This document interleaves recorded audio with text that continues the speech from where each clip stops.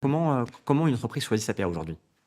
Bah, là, je vais essayer d'être le plus agnostique possible, mais je pense que les bonnes questions à se poser, c'est, en fait, le choix d'une PA, ça amène un choix plus large de, revisiter: «Est-ce que j'ai les bons outils pour les 15 prochaines années?» Et si on regarde, ce qui est, critique à mon avis pour le choix d'une PA, c'est, est-ce que j'ai un outil qui est évolutif? D'accord. Si on regarde juste ce qui s'est passé en Italie, il y a eu des dizaines d'ajustements de la réforme dans les mois qui ont suivi la mise en place de la réforme et donc il faut avoir un outil qui est capable de s'adapter à ces modifications. Deuxième sujet, c'est est-ce que j'ai un outil qui est connecté?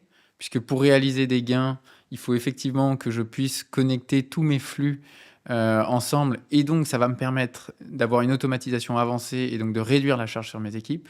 Donc avoir un outil qui est très connecté, très ouvert avec les outils que vous utilisez aujourd'hui dans vos processus métiers.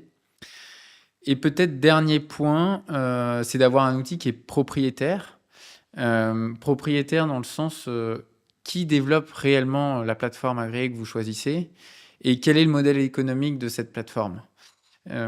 Il y a beaucoup de sociétés qui proposent aujourd'hui des PA qui sont développés par des tiers et du coup, ils n'ont pas le contrôle ni de la roadmap technique et technologique, ni de la politique commerciale de ce tiers à qui ils font confiance pour prendre une PA. D'accord. Et je pense que c'est un sujet, important pour le contrôle de ces flux futurs.